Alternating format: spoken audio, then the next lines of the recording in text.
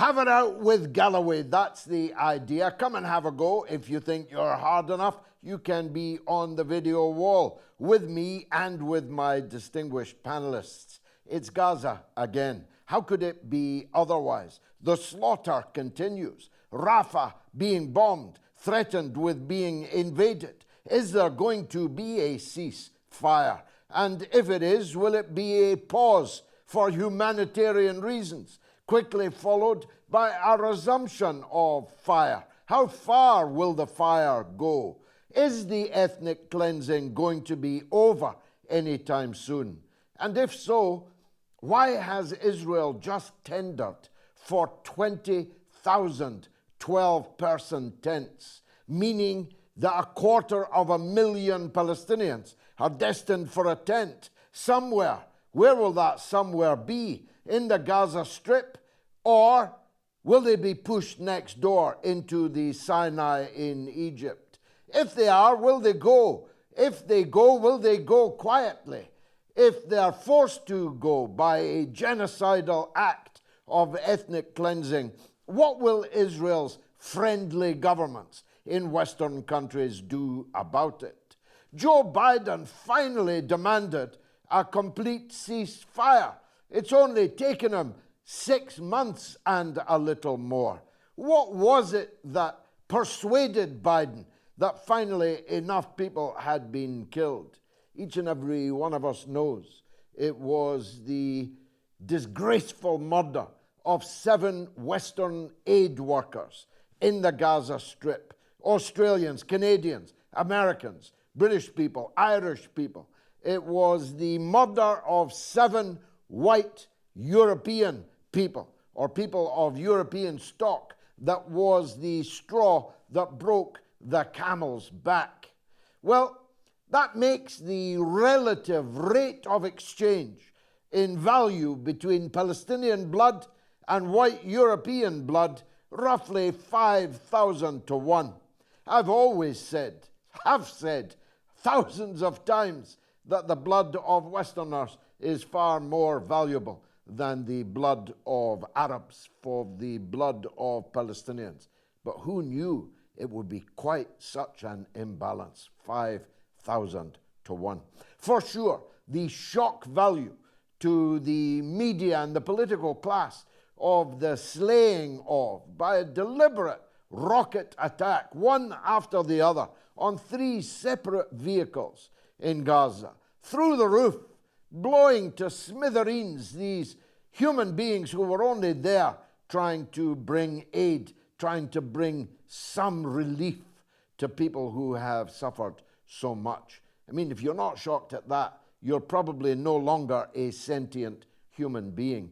But it was amazing to watch the media and politicians who had been entirely unmoved by all the slaughter hitherto, the slaughter that was breaking our hearts, was keeping us awake at night, was something invisible to them. But they were forced by what happened to the aid workers to sit up and take notice because, well, there are elections coming. As the great English man of letters, Dr. Johnson, put it, nothing concentrates the mind more than the knowledge that one is to be hanged in the morning. Well, politicians, metaphorically, are hanged at election times or fear that they might be. Joe Biden is in very serious trouble in the presidency of the United States. And Rishi Sunak, the British Prime Minister, is already a dead duck. And the leader of the opposition in Britain, Sir Kid Starver, as I call him, is not really any more popular than the Prime Minister he is set to oust.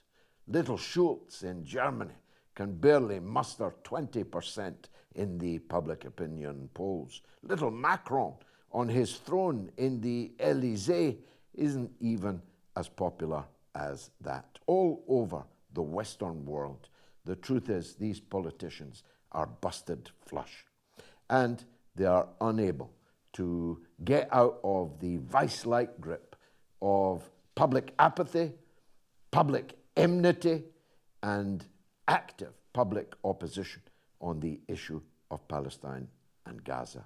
So I'm joined by two great guests and by a studio audience that I can't wait to meet. Can't wait for you to meet. This is Have It Out with Galloway.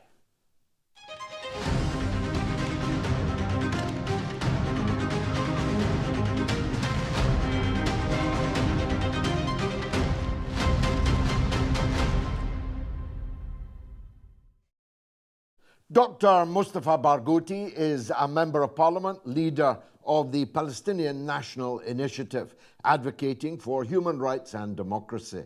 He's serving in the Palestinian Legislative and Central Councils, and he's a minister. He founded the Palestinian Medical Relief Society and was a 2010 Nobel Peace Prize nominee. And Miko Peled is an Israeli author and activist.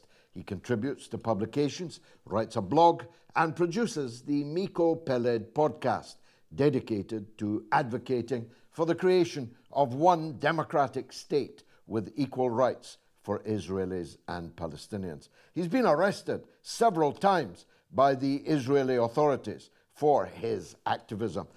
He's written several books on the topic of the Israel-Palestine conflict. Miko Peled joins me. First, Miko, thanks for doing so.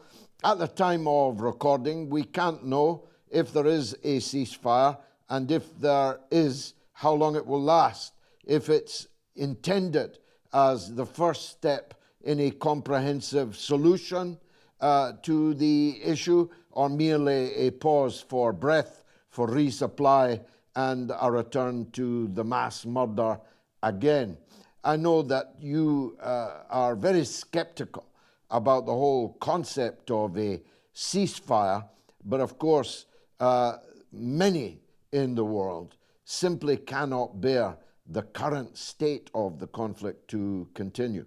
And all of those on the ground in Gaza are desperate for even a pause. So where do you think we are at? What juncture are we at? A turning point or merely a pause before more of the same? Well, thank you for having me, and thank you for allowing me to be on the panel with Dr. Mustafa. Look, like I said before, the whole idea of confronting genocide with a ceasefire is ludicrous. It's grotesque. Palestinians are being murdered in rates that are unimaginable. And the world is waiting for the perpetrators of the genocide to agree to the terms of a ceasefire. People who care about the Palestinian people who want to see an end to the genocide, an end to the suffering and the oppression, need to stand up and immediately demand severe sanctions, an embargo on weapons, a naval blockade that will against the state of Israel, a no-fly zone over Gaza, and billions of dollars for the rebuilding and rehabilitation of Gaza and its people. Nothing less than that will stop the killing. If anybody is under the illusion that a ceasefire will end the suffering and the killing of Palestinians, they're out of their minds. There's an almost 80-year history.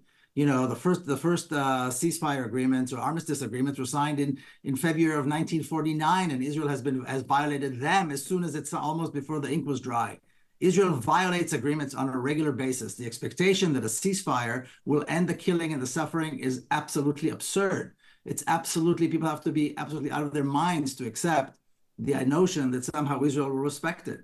There have to be severe sanctions. Anybody who cares needs to demand of their governments, whether these are elected governments or not, it makes no difference. We need to demand from our governments to end all trade with Israel, to close down diplomatic missions. Israel is a genocidal, maniacal regime that has to be dismantled, and as quickly as humanly possible. Nothing less than that. Can you imagine waiting for Hitler to agree to the terms of a ceasefire while he was murdering millions of people? It is absolutely ludicrous. There should be no talk of ceasefire. There should be no agreement. Israel must unconditionally release all the hostages that it has taken over the decades. There's about 10,000 of them right now in Israeli prisons. They must release them unconditionally. And like I said before, there has to be an embargo on weapons, a no-fly zone over Gaza, and billions allocated to the rehabilitation of Gaza and its people. And this needs to be done unconditionally and immediately. Dr. Mustafa Barghouti, an 80-year story, as Miko Peled says, half of which you and I have been working together. 40 years ago, we first met, and we're still talking about the same thing. We're still talking even about many of the same people. Miko Peled laid out there what might be called the maximum program, and I agreed with every single word of what he said, but we're not going to get there anytime soon, which doesn't mean we don't fight for it, but we're not going to get there tomorrow or the next day. What's your take on what the next days and weeks likely hold for your people? I think when we look at the situation, it is very clear that the Israeli fascist establishment does not want to end this war. Actually, today, Gallant said, the chief of the minister of defense in Israel said that they want to get back the Israeli prisoners, and then they want to proceed with the war. And Netanyahu just declared that he has a date for his attack on Rafah. These two people, as well as the whole Israeli establishment, know very well that the end of the war is the end of their political future. They will be, once the war is over, they will be investigated for their failure on the 7th of October. They will be, Netanyahu in particular, will be also judged, he and the Israeli army, for their failure in conducting this war. And third, Netanyahu himself will be facing 4 cases of corruption, each of which could take him to jail.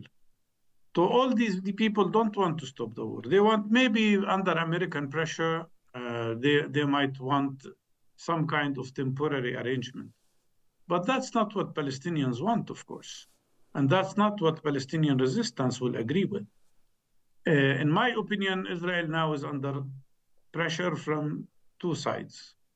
The first side is the Palestinian resistance and the fact that Israel has failed drastically in achieving its goals, thanks to the heroism of the Palestinian people. They failed to destroy resistance. They failed to reoccupy Gaza. They failed to bring back their prisoners by force, and they failed in conducting the ethnic cleansing of Gaza, which was the main goal of their attack. On the other hand, there is another kind of pressure taking place, which is the pressure of the peoples of the world, which we appreciate very much. We are very proud of this huge international, I would call it, revolution in support of Palestine, and it is spreading everywhere, including in the United States. If Biden didn't know that he's just about to lose elections because of his support and participation in these war crimes in Gaza, he would not have changed any of his positions an inch. But he sees now the pressure. In my opinion, our goal is not just a ceasefire, but we want to stop the killing of our people immediately. 40,000 Palestinians have been killed, mainly civilians. More than 15,000 of them are children. That, of course, if we include those who are under the rubble.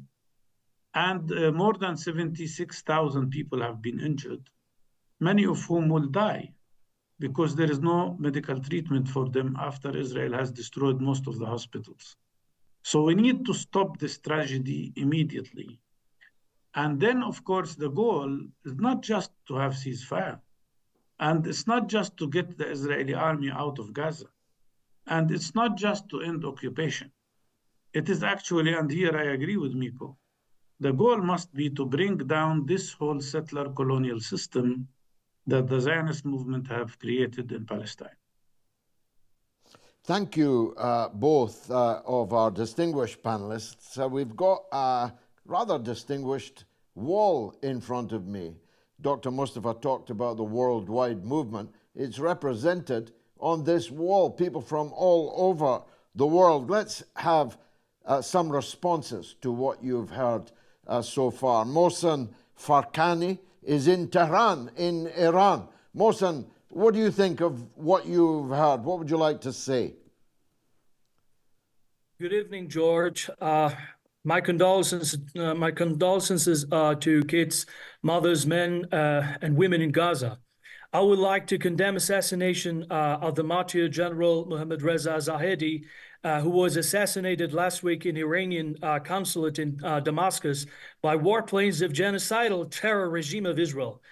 He was an Iranian official advisor in Damascus, and Israeli airstrike destroyed the Iranian consulate and killed 7 official figures and advisors, which reflects double standards for the U.S. allies.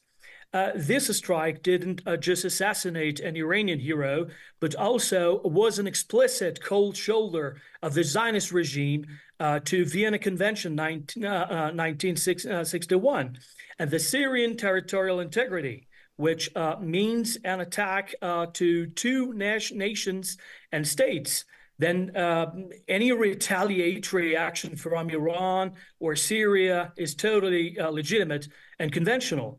That is nowadays also repeatedly a request of Iranians. And my question for you is whether you think actions of British pro-Palestine movements have any effect on Britain's foreign policy, especially regarding UK-Israel relations. Thank you, George. Well, undoubtedly they have, or the leaders of Britain's political parties would not have moved from outright opposition to an end to the killing to ever more frantically demanding more killing, to desperately seeking now a ceasefire for the reasons that Dr. Mustafa just explained, that Joe Biden has called for a ceasefire now, not because too many Palestinians have died, but because too many Biden votes have disappeared. Too many Democratic votes have gone down the drain with the blood of so many innocents. Miko Peled, the movement in the United States has also been a great one. It has moved Biden.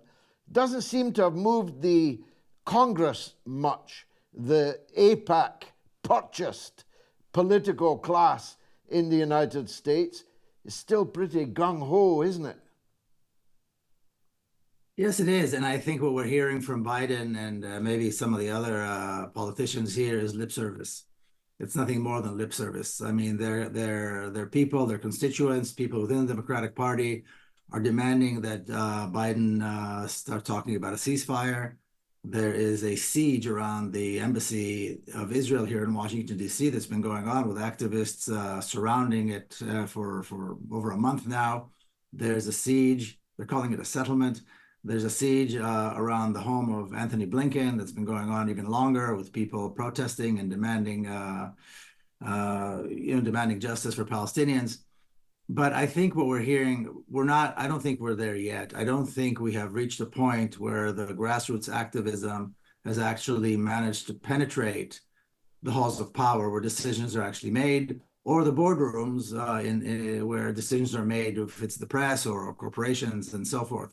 So I don't believe we're there yet. I think the grassroots response that we're seeing, which is overwhelming, of course, and is heartwarming in many ways, is still not organized enough to penetrate the halls of power, to change policy. I mean, Biden, they just approved, the administration just approved another bill, another God knows how many billions in dollars and missiles and so forth, knowing full well this is going to murder innocent people.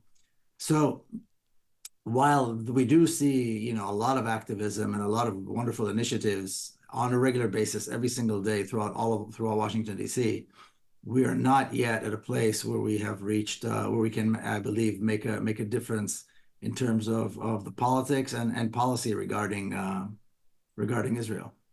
Let's take a question from Charles Kelly in London. Charles. Good evening, George and everybody. Can I play devil's advocate here and maybe give you a little something to challenge you? Sure. I don't disagree with anything that's been said tonight, and I'm certainly not a fan of Netanyahu, the comeback kid. I don't know how he's even in power. It must be one of the greatest comebacks since Lazarus. And I certainly don't agree with the way he was almost smirking when he was interviewed last week when he made this announcement about the killing of the aid workers, when he just said, well, these things happen and some people have been hurt. Well, no, they weren't hurt. They were killed. However, I just want to address the elephant in the room, because nobody has mentioned the role of Hamas here. And you know what they've done, and they're still today.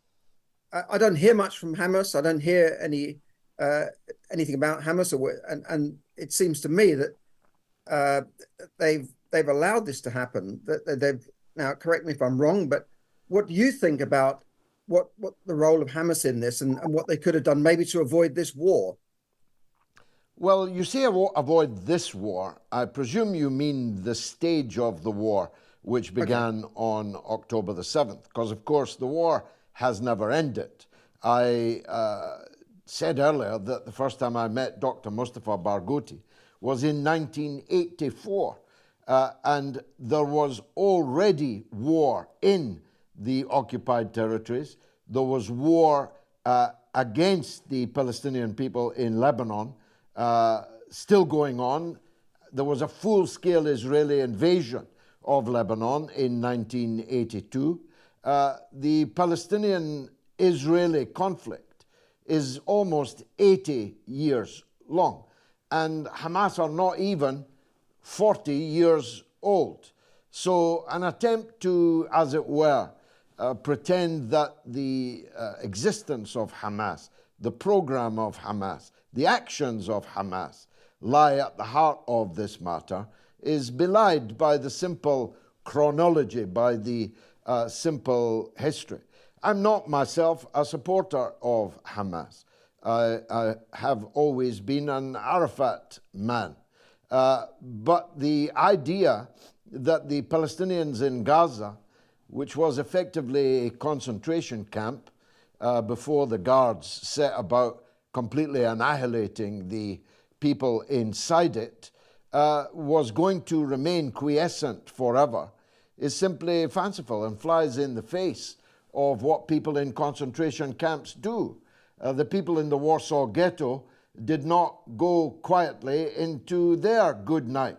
They rose up in an uprising against the people who had concentrated them and wished them to die singly and quietly. They decided better to die on our feet. Let me ask the Dr. Mustafa if he wants to supplement that answer in any way. Dr. Mustafa?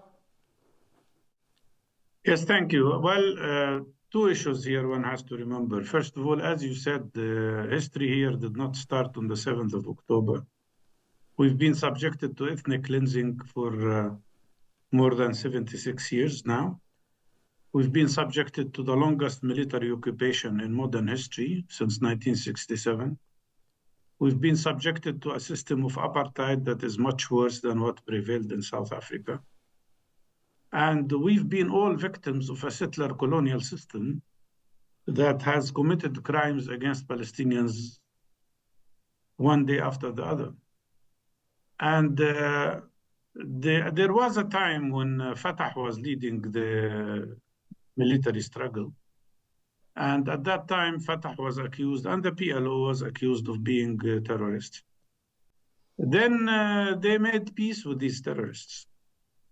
And the PLO concluded an agreement, a peace agreement with Israel, which is called Oslo Agreement, which had many flaws in it, unfortunately.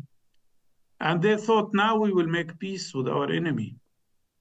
And the first Israeli reaction was to kill Yitzhak Rabin, who signed the agreement with the Palestinians. And who aggravated the Israeli public to kill Yitzhak Rabin? It was Netanyahu, who made his whole political career based on rejecting any possibility of peace or two-state solution. That's his legacy. So those who went in the direction of thinking that they would have negotiations with Israel discovered that Israel has no place for neither negotiations, nor peace, nor anything. And the very clear proof to that, it's not just Netanyahu, it's the whole Zionist movement. Most recently in the Israeli Knesset, 99 out of 110 Jewish members of the Knesset voted against a Palestinian state. So Hamas did what Fatah and PLO did before. They used struggle, including military struggle, to end occupation, to end this injustice. And I think on the 7th of October, they were in a way victims of their own success, because nobody expected that the second largest Israeli military brigade and the second strongest in the Israeli army will just fall apart in 3.5 hours. And then things happen. There was a very good Palestinian writer who said once, never blame the victim. And in this case, one should not blame the Palestinian side, but ask the question, what drove us into this situation? Who is responsible for the continuation of occupation? Who is responsible for the ethnic cleansing? Who is responsible now for a terrible genocide that is committed against the Palestinian people? And well, a lot of blood flowed on October 7th and has flowed ever since, Doctor. I suppose my purpose with Mr. Kelly was just to establish that it has been flowing for a very long time, and it is overwhelmingly Palestinian blood that has flown. I'm trying to get more people in. Let me take Ash Khan from Bradford in the United Kingdom. Ash, what would you like to say? Hi, yeah, so I'd like to ask a question to George. Do world leaders like Rishi Sunak, Joe Biden, and most leaders, past and present, favor the needs of the super rich? Do they use the system to exploit the people they are meant to serve? An example of that being Rishi Sunak awarding an NHS IT contract to his father-in-law, which in the end means millions for himself. And like the war in Gaza and all wars, it's all money. It all boils down to money for themselves and the super rich. What do you think of that, George? Do governments in the West favor the super rich? Is the Pope a Catholic? Do bears defecate in the woods? Nothing could be more obvious that the political class in Western countries serves primarily the interests of the rich, the wealthy, the powerful.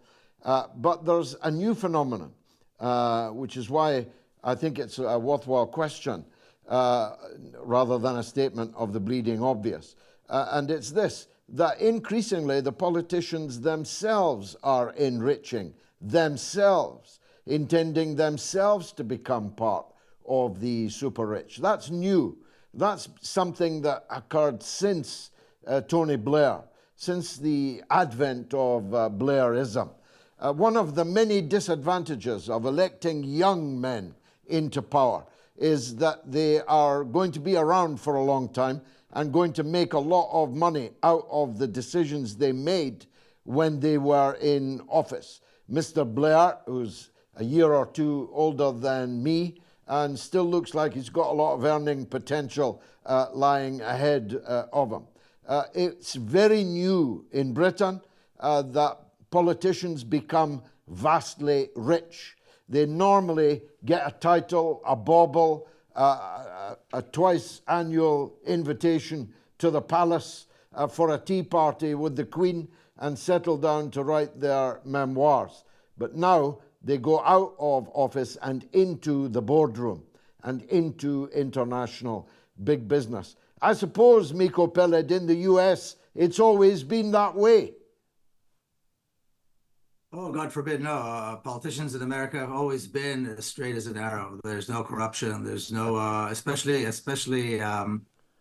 during the administration of Donald Trump. I mean, there were no wrongdoings whatsoever. I mean, Americans are very, very strict about separating their business interests and their wealth from their service to the people. So no, I don't think in the U.S. at all there's this is true at all. Like you said, about the Pope being Catholic. But yes, of course. I mean, people always wonder why America supports Israel so much, and there are many reasons. Some of it has to do with the fact that Americans receive a Zionist education. So Americans are Zionists whether they like it or not. But the other reason is that a lot of the money that is given to Israel in foreign aid comes back here into the pockets of weapons manufacturers and others. So I mean, you follow the money and you find the culprit. There's no question about that. And this is true for and the American political system allows for this, for lobbying, for very heavy lobbying. So you've got the arms industry, the guns industry for domestic consumption. You've got the pharmaceutical companies and so forth that have that control Congress. They control the House of Representatives. They control the administration, regardless if the administration is Democrat or Republican. So certainly America has been built on this, and they're very proud of the fact that this is how the political system works in America. It's the American way. Let's go to Valencia in Spain. Tsema Sanchez.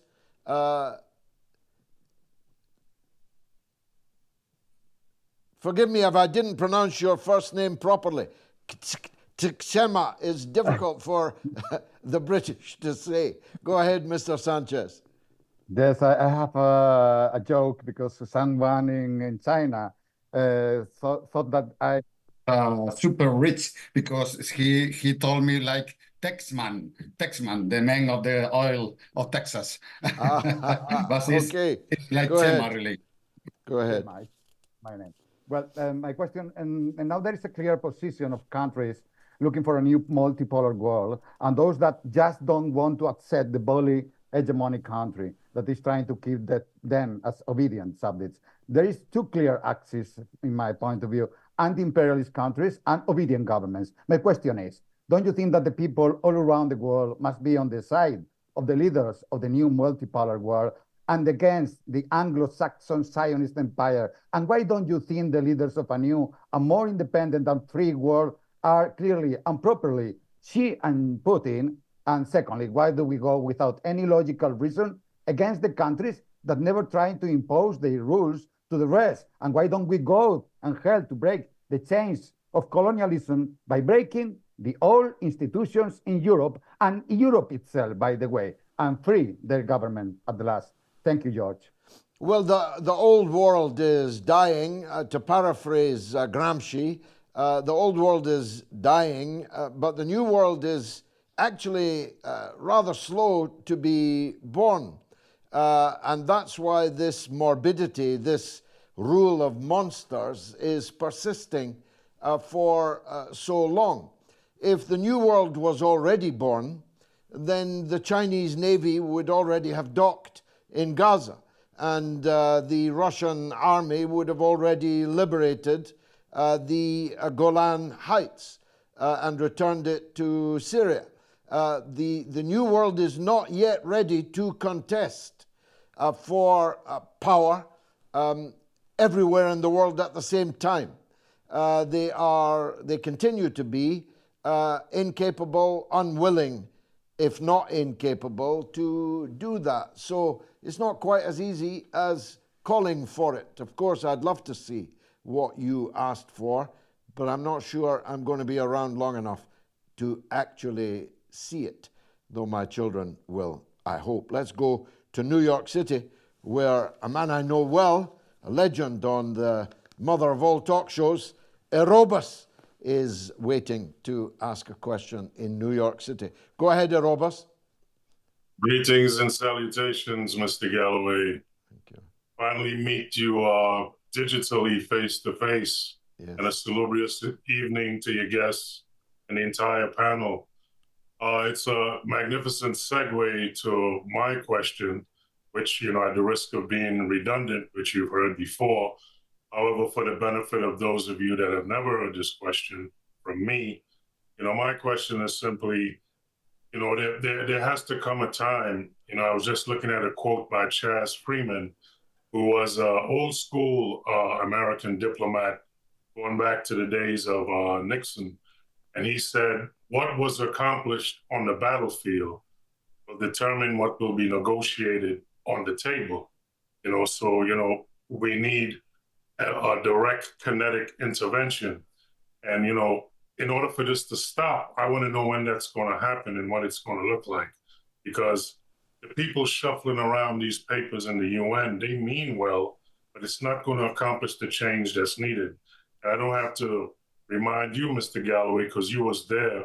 You were there in South Africa, and I was not, during apartheid. It was the intervention of the Soviet Union and their allies, Cuba and Angola, directly fighting apartheid, with bullets and bombs and shells and all of that. And unfortunately, this is what it's going to have to come to liberate Palestine. We're past the point of good wishes and meaning well and thoughts and prayers and all of that. So I wanted to know, at the risk of being redundant again, how is that going to look like, the intervention?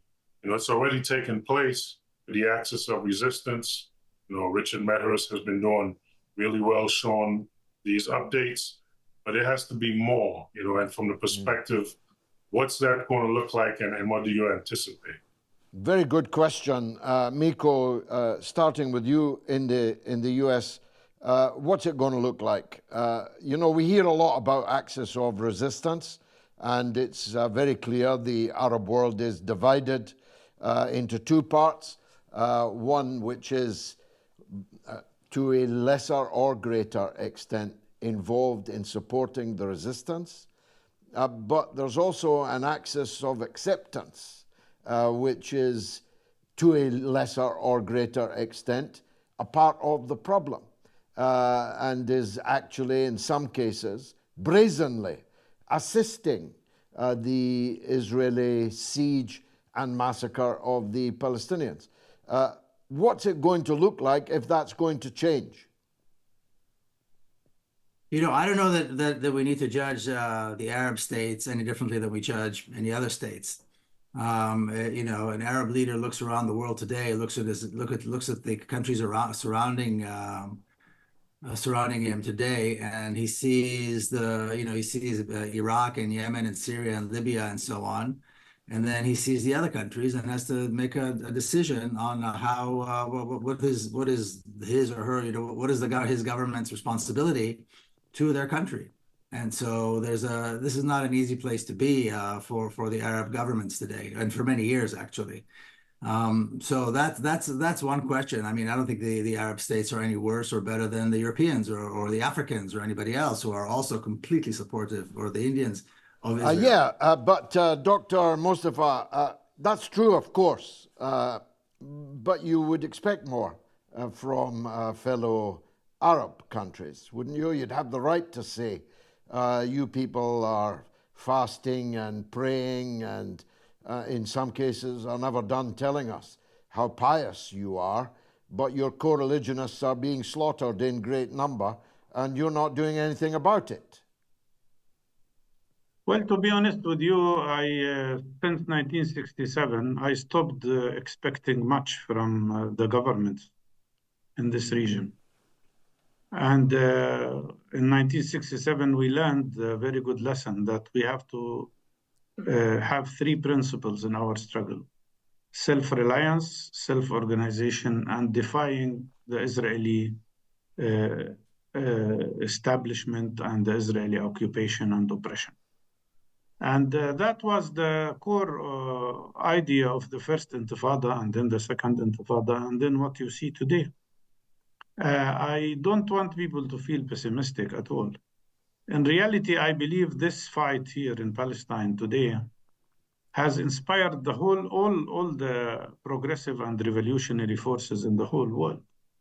A small group of people with very limited amount of resources, besieged for 17 years, and with a very limited amount of power, managed to stop the Israeli army already for 6 months. And the Israeli army is failing to achieve its goals.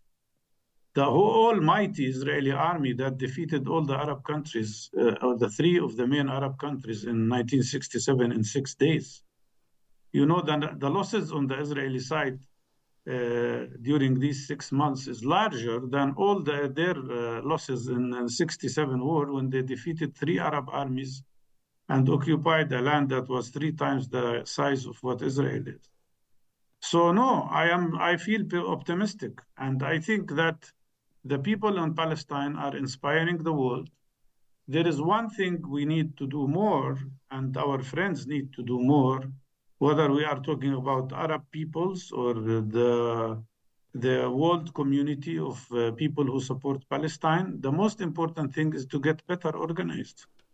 The problem with the progressive forces is that they do not organize well and they don't organize efficiently and effectively.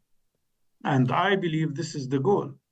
And regarding the solidarity with Palestine, now it has to transform into a very clear organization of boycott, divestment, sanctions on Israel, exactly like was done in the case of the apartheid system in South Africa. Thanks, Things will stop thank you, the Israeli Doctor. Let me establishment. just take another question, if I may. Desmond Thompson in London, United Kingdom. Desmond? Yes, go ahead, sir. George. Yeah, good evening, George, and to everyone on the panel and the guests from planet Earth. My question is, isn't it time now for the UN or even private organization to research and find out about the nuclear weapons of mass destruction that has been stored in Israel for a long, long time? And also the politicians in the UK that voted a few weeks ago for the bombing to continue, using the label voting for or against the ceasefire, which actually meant the continuation of the extermination of the people of Gaza. And people talk about the war in Gaza. It is not a war, it's extermination. The Palestinians are so underarmed, it's unbelievable.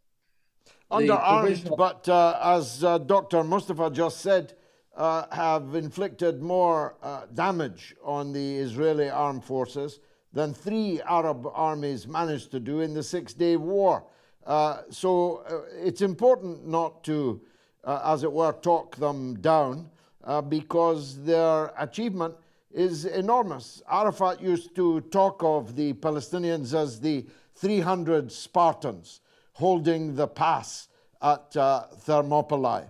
And in a way, not many more than 300 Palestinian fighters have been doing that in Gaza for 6 whole months. Let's take David Hancock in West Yorkshire, Todd Morden. David, thanks. What would you like to say quickly? Hey up, George. All right. Yeah, good. Nice to hear from you. Yeah. Have you heard of the FARA in America, the Foreign Agent Registration Act? Yes. Yeah. Yes. Well, I was looking into it, and I found a little kind of irony when JFK got assassinated. Just before that, he was pushing in the federal courts for what was then the American Zionist Council, which is now AIPAC, to register them as a foreign agent, which would then mean that they would have to, register their accounts and where they get the money from. And in the October, there were forms sent out to the American Zionist Council to register as a foreign agent. And then in the November, that was October, in the November, JFK got assassinated. And then in December, the AZC refused to register. Nothing else was ever chased up about it again. And in the legislation from the Department of Justice, it says, and I quote, anyone that represents the interests of the foreign principal before any agency or official of the US government. That is the definition in regard to foreign agents. Well, look, there's not much doubt that the Capitol Hill, as someone famously once said, is occupied territory in the sense that the political class are financially supported to an enormous degree by the financial support of supporters of Israel, most of them not Jewish, by the way. Most of the supporters of Israel that pay for the political process in the US are not Jewish. And it's an important distinction to make. Miko, you got a comment on that? Is there any need for AIPAC to register as foreign agents? Everyone knows what's going on, don't they? Well, APAC is, I think the mistake that people make is they think that APAC is it. APAC is just a part of a very, very large web of Zionist organizations in the United States. And we have to, like I said this earlier, Americans receive a fully Zionist education system. Zionism is in every textbook. There are Zionist organizations that check the social studies textbooks for children in school. There's Zionist influence. Zionists have been building relationships for over 100 years with the media, with politicians, with cultural figures. Zionism is part of American culture. Zionism is part of the American education system. It's part of philanthropy. I mean, Zionism is so deeply rooted in American, and I believe in British too, society and life and culture, that, APAC is just the very last step at the top of the process, making sure the politicians don't forget, where their loyalty needs to lie. Joe Biden's had 5 million, by the way, Miko, over the course of his career, and that's what we know about. That's on top of the table. Who knows, with Joe Biden, there may have been a few dollars slipped underneath it. Let's go, stay in Yorkshire, but North Yorkshire this time. Scarborough, Scarlett. What would you like to say, Scarlett? Hello, it's lovely to speak with you. Thank you, ma'am. I have personally been doing some research into the voting within our country, and I wanted to discuss with you the physical barriers preventing some people from voting in our country. For anybody that's classed as homeless or having no fixed address, it is made incredibly difficult for them, even though they should have the right to vote. When I looked into it in my area, if somebody doesn't have the access to the internet or to a printer, for example, they then have to use the local amenities to go and get their forms printed and to then pay for the postage, which equivalents here to about £4.80. For anybody who is significantly financially struggling, which most people who don't have a fixed address and those people who are classed as homeless very much are, this amount is the amount of a meal or multiple meals, a hot drink. Obviously, our current politicians wouldn't understand that £4.80 can be an awful lot of money to somebody. And my question for you is, do you think that this is a potentially deliberate political move from our government, because they know that the people who are financially struggling the most will not offer them a vote? No, I don't think that. I think they just don't care, and that wouldn't cross their mind. It's not a deliberate decision on their part. Look, I promise I'll look into what you've said. I promise I'll take it up when I have done. But I want to press on this subject of Gaza, Palestine, and go to Bradford again. Phil McCowan this time. Phil, what would you like to say?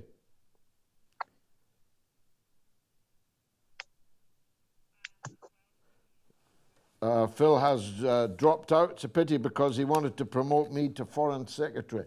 I would have liked to have answered that. Tariq Othman in Luton. What would you like to say, Tariq? Hi, George. Just a first question. I think you mentioned last show that you were coming to Luton at some point soon, and yes. I wondered if you had any details on that, because I'd love to attend if I could. And with regards to, of course, the subject of the show, I think an important question that came to my mind just now is there's a lot of talk of where Zionism is going, where Israel is going. And I think it's important to understand different people's viewpoints on where it should be going, and to understand, of course, what the distinguished guests with us here today would like to see in the future, and what the obstacles to that are, and how those obstacles do you think could be overcome?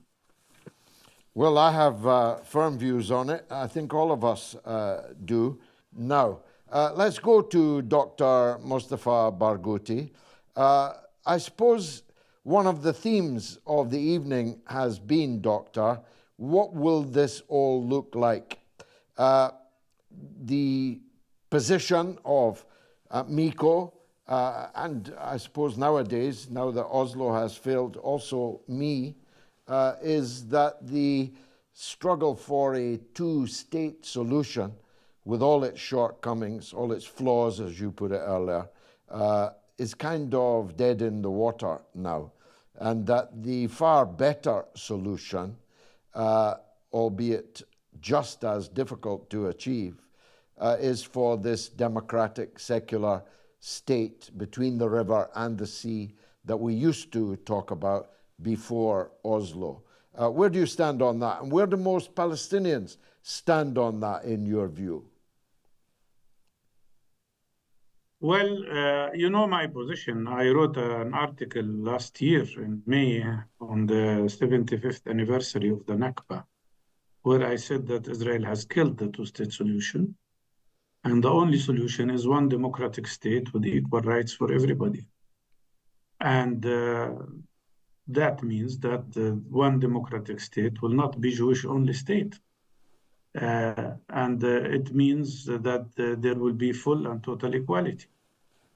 Many people tell me that, but Israelis don't accept one-state solution. And then I ask them, do they accept two-state solution? And of course, they don't accept two-state solution. They don't accept one-state solution.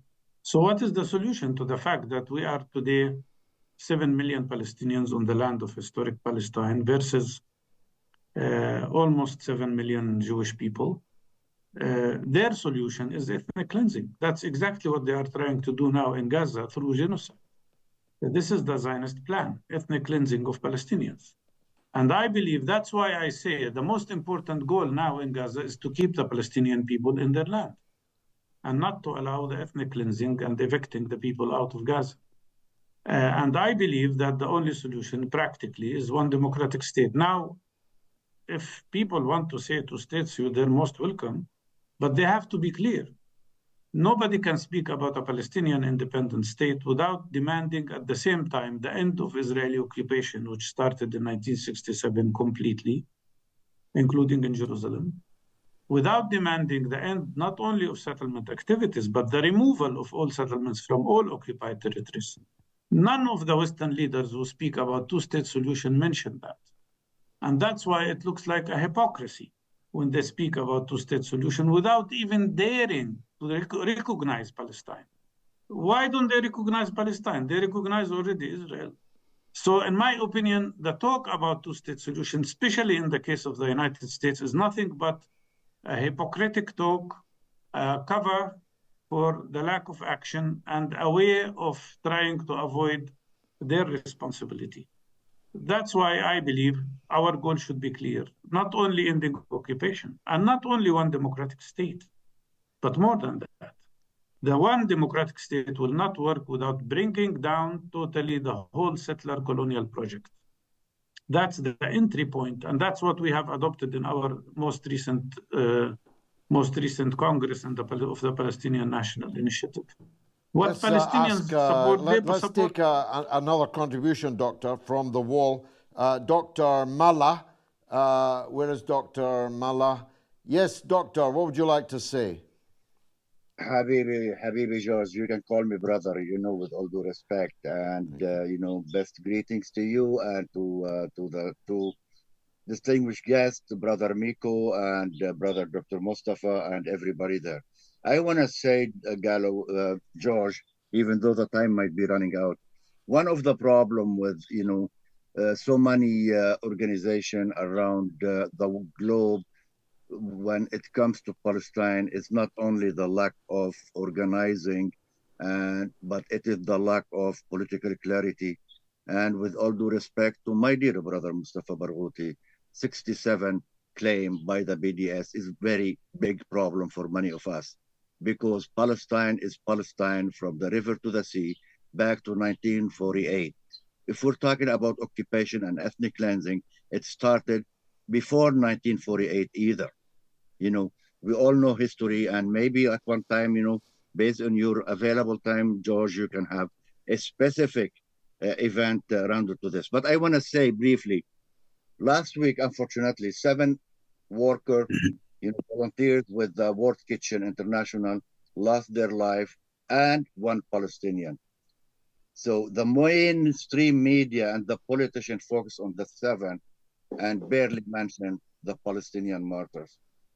However, the point is, with the total destruction of the health sector in Gaza, the execution of hundreds of doctors and nurses and workers in hospitals did not poke any shred of conscience, in the so-called global leaders, but suddenly with the passing or with the killing of the 8 workers, with the work kitchen, work them up, and they start talking about, Yeah, civilians. well, never imagine that what you're watching is conscience in action, Doctor. These people lack that. Miko Peled, a last word from you, if I may.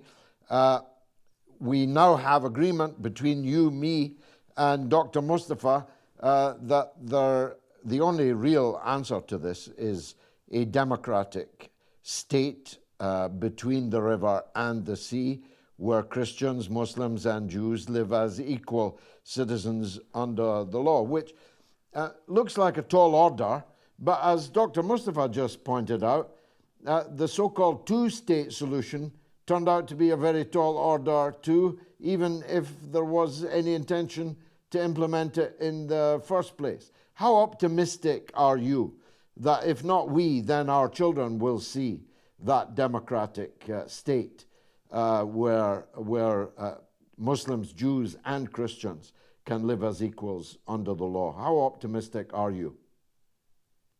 Well, it depends how hard we work. I think if we get our act together, like Dr. Mustafa said, if we get organized, we can do this right away. I don't know why we should wait. I think any expectation that there will be a better future as long as Israel exists is absolutely ludicrous. The two-state solution, by the way, was born dead. It was never intended to ever happen, and I believe that Oslo was a great success. The purpose of Oslo was to lead to what is happening today. So I think we need to kind of reframe how we talk about these issues. There was never any intent by the Israelis, certainly, to allow for a two-state solution.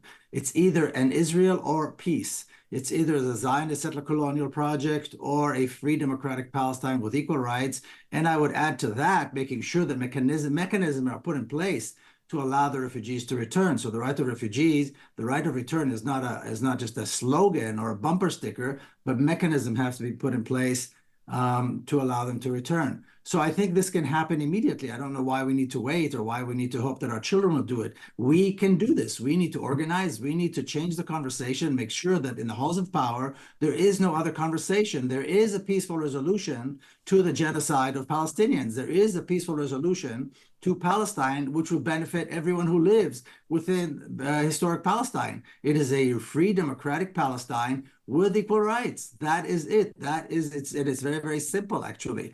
The focus has to be dismantling the apartheid regime. There is an Amnesty International report that gives us the tools, all the tools and all the data we need to fight that.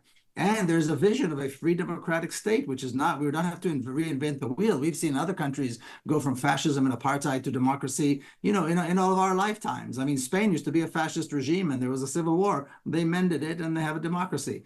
So it's not outrageous to assume and to expect that we do this, and we need to do this now. It is imperative. Our generation must deliver. We can no longer allow on our watch this genocide that has been going on for almost 80 years to continue. It is up to us.